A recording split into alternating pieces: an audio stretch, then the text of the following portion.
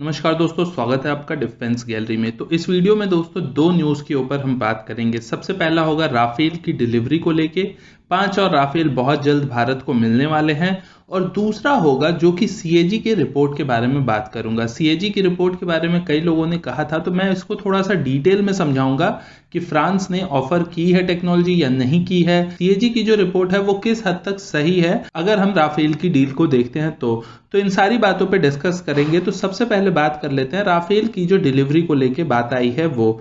तो फ्रांस के जो एम्बेसडर हैं दोस्तों भारत के लिए, उनका नाम है एमेन्युअल लेनिन। उन्होंने कहा है कि भारत को टोटल 10 राफेल डिलीवर कर दिए गए हैं। 5 पहले लॉट में डिलीवर किए गए थे और 5 उसके बाद डिलीवर कर दिए गए हैं, जो कि बहुत ज़्यादा लाइमलाइट में ये न्यूज़ नहीं आई थी। तो उन्होंने कहा है कि भारत को वो 5 राफेल डिलीवर कर दिए गए हैं और अब आईएएफ के ऊपर यानी कि इंडियन एयरफोर्स के ऊपर है कि वो कब उन राफेल्स को वहां से यहां लेके आना चाहती है। यानी कि अब हमारे पास 5 नहीं 10 राफेल है। अगर भारतीय वायुसेना चाहे तो उसे कल और परसों भी ला सकती है। अगर भारतीय वायुसेना चाहे तो उसे 1 या 2 महीने बाद भी ला सकती है। तो यानी कि आप समझिए कि हमारे पास अब 10 राफेल है, न कि 5 राफेल है। तो ये एक अच्छा अपडेट निकल के आया है, क्योंकि अभी तक जो हमारी कैलकुलेशन होती थी वो 5 राफेल के हिसाब से होती थी, लेकिन अब हमारी कैलकुलेशन 10 राफेल के हिसाब से होगी, क्योंकि हम 1 से 2 दिन के अंदर अब राफेल को वहां से ला सकते हैं। तो आप समझिए वहां पे हमारे पायलट हैं, वो भी वहां पे ट्रेनिंग ले रहे हैं, तो वो इंडिया में भी आके उसे फ्लाई ही करते और वहां पे भी वो फ्लाई हो रहा है। तो बहुत जल्दी आपको भारत में 5 और राफेल डिलीवर होते दिखाई देंगे। तो ये तो बात होगी दोस्तों राफेल की डिलीवरी को लेके। अब बात कर लेते हैं कि फ्रांस ने क्या कहा है, उनकी कंपनीज ने क्या कहा है जो सीएजी की रिपोर्ट आई है उसके बाद। सीएजी की रिपोर्ट क्या कहती है वो भी डिस्कस करेंगे, और क्या सीएजी की रिपोर्ट 100% सच है या फिर इसे घुमा फिरा के न्यूज चैनल्स पे दिखाया जा रहा है। तो इन सारी ही बातों पे डिस्कस करेंगे। तो सबसे पहले शुरुआत कर लेते हैं कि एक्चुअल में सीएजी की रिपोर्ट जानने से पहले आपको यह जानना जरूरी है कि भारत और फ्रांस के बीच में डील क्या हुई थी।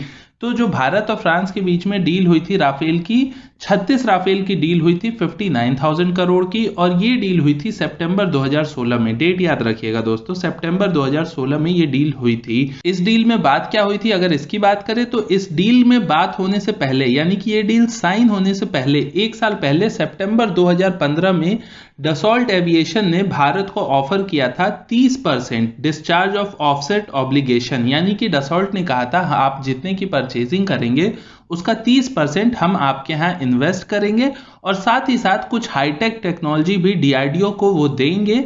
लेकिन उसमें क्या टेक्नोलॉजी देंगे ये क्लियर नहीं हुआ था। ये बात थी कि वो सब्जेक्ट टू डिस्कशन है डीआरडीओ और वेंडर के बीच में, यानी कि डीआरडीओ और डसॉल्ट या फिर उनकी जो कंपनी है सैफ्रॉन जो कि इंजन बनाती है, उन दोनों के बीच में जो बातें होंगी उस हिसाब से हम टेक्नोलॉजी ट्रांसफर करेंगे। यहाँ पे क्लियर नहीं किया गया था क्या टेक्नोलॉजी ट्रांसफर होगी।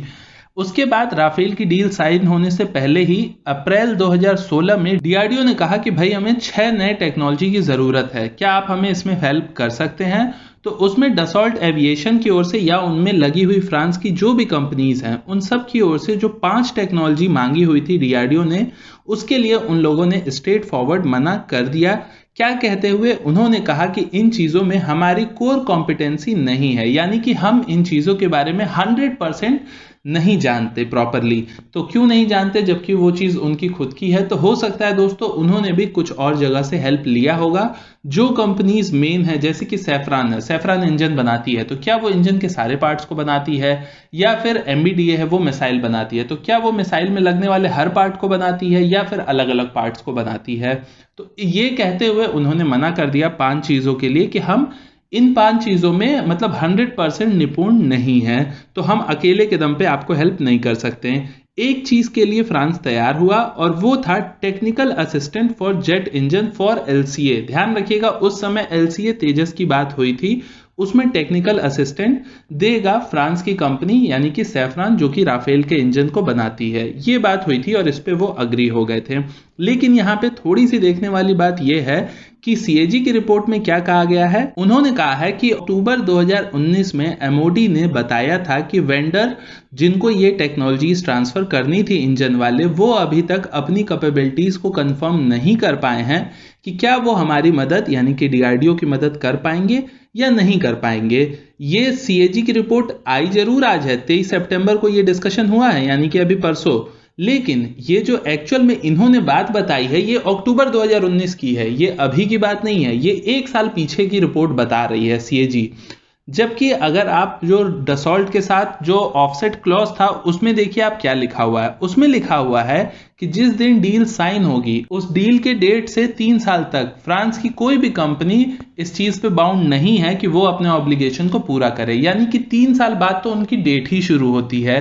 तो डील साइन हुई थी सितंबर 2016 में, तो उनकी जो ऑब्लिगेशन डेट यानी कि जब वो कुछ हेल्प करेंगे उसकी डेट शुरू होती है सितंबर 2019 से, और सीएजी की रिपोर्ट ने बात की है अक्टूबर 2019 तक। तो आप बताओ, जब 3 साल तक कोई डेट की बात ही नहीं थी, वहां तक पॉसिबल ही नहीं था कि वो करते ही नहीं, उन्होंने पहले ही कहा था हम 3 साल बाद से बातचीत शुरू करेंगे, और आपने जस्ट उसके 1 महीने बाद की रिपोर्ट दे दी। तो 1 महीने में इतनी हाई एंड टेक्नोलॉजी ट्रांसफर की बात हो रही है, तो वो कैसे 1 महीने की रिपोर्ट में आप कह सकते हैं। खैर, ये तो बात हो गई सीएजी की रिपोर्ट की। तो सीएजी की रिपोर्ट दोस्तों है तो सही, लेकिन अगर उसको मतलब लॉजिकली देखते हैं आप, तो मेरे हिसाब से वो सही नहीं है।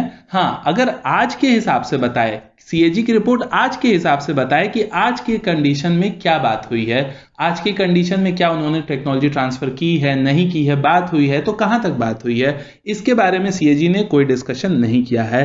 हालांकि सीएजी ने और भी बहुत कुछ बताया है जो कि बहुत काम का है, जो कि काफी लंबा डिस्कशन हो जाएगा, वो मैं किसी और वीडियो में कवर करूंगा। तो अभी के लिए अगर बात करें दोस्तों, तो ये सीएजी की रिपोर्ट मैंने आपको समझाई कि सीएजी की रिपोर्ट आई आज है लेकिन 1 साल पुरानी है, तो मैं इसे 100% सही नहीं मानता, क्योंकि ये करंट डेट की नहीं है। करंट डेट में क्या बात हुई है तो ये सुनिए आप। इकोनॉमिक टाइम्स की न्यूज के अनुसार अब कावेरी इंजन, जिसके लिए शुरुआत में बात हो रही थी एलसीए तेजस की, वो लगता है प्रोजेक्ट डब्बा में चला गया है। अब डीआरडीओ काम कर रहा है नए जेट इंजन पे, जो कि एमका के लिए यानी कि 5th जनरेशन फाइटर जेट में बंद लगाएगा डीआरडीओ, और ये इंजन होगा 110 किलो न्यूटन थ्रस्ट को जनरेट करने वाला। तो इसमें क्या बात हुई है, तो इसमें जो अभी फ्रांस के एम्बेसडर हैं उन्होंने ये कहा है कि फ्रांस कमिटेड है अपनी टेक्नोलॉजी ट्रांसफर वाली बात को लेके, और वो मेक इन इंडिया प्रोग्राम के तहत टेक्नोलॉजी ट्रांसफर करेंगे। सैफरन का कहना है कि सैफरन ने एक कॉम्पिटिटिव टीओटी यानी कि ट्रांसफर ऑफ टेक्नोलॉजी ऑफर कर दिया है डीआरडीओ को, और उनकी एचएएल से भी बात चल रही है कि जो इंजन मैन्युफैक्चर होना है उसकी भी टीओटी वो एचएएल को ट्रांसफर करेंगे। एचएएल को ट्रांसफर होगी मैन्युफैक्चरिंग की टेक्नोलॉजी, डीआरडीओ को ट्रांसफर होगी जो उसकी इंटरनल डिजाइनिंग की टेक्नोलॉजी होती है उसको लेके। तो ये सैफरन के साथ बात चल रही है।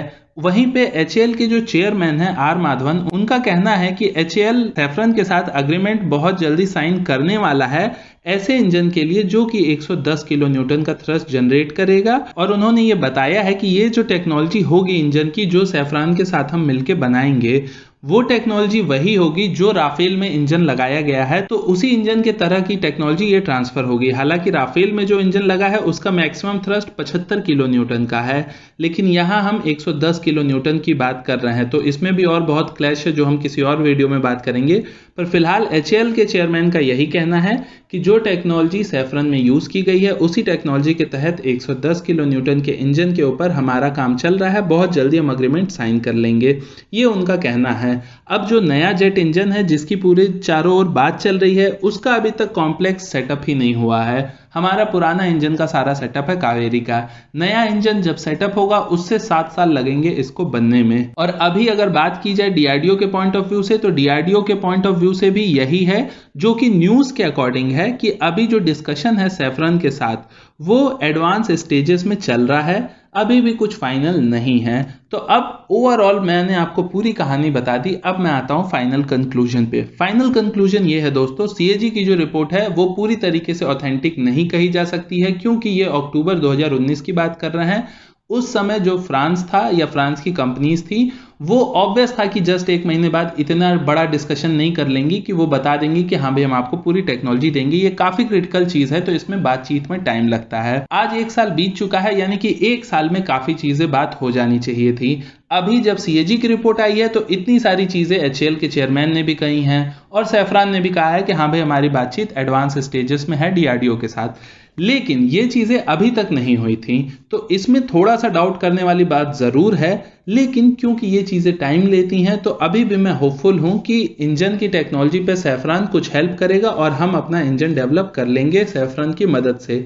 यहाँ पे इशू सिर्फ एक ही है कि राफेल में लगने वाला engine 5th generation fighter jet में कैसे लगेगा, जबकि राफेल एक 4+ या 4.5 जनरेशन का जेट है और हम जिस इंजन की बात कर रहे हैं वो इंजन हमें 5th जनरेशन फाइटर जेट के लिए चाहिए। खैर वो एक सेपरेट टॉपिक है, उसके लिए मैं अलग से बनाऊंगा वीडियो। अभी के लिए आपको मैं उम्मीद करता हूं पूरा डिस्कशन समझा पाया हूंगा कि क्या रिपोर्ट आई है, अभी क्या बात चल रही है और आगे क्या होगा। ये तो तभी पता चलेगा जब डीआरडीओ कुछ खुल के खुद से बताए कि अभी एक्चुअल में बात कहां तक पहुंची है और बात अगर कहीं फंसी है तो कहां पे फंसी है। तो ये मैं डीआरडीओ से भी रिक्वेस्ट करूंगा थोड़ा क्लियर करें पब्लिक के लिए भी। बस अभी के लिए इतना ही। मैं मनीष मिलता हूं आपसे अगले वीडियो में, तब तक के लिए नमस्कार, जय हिंद।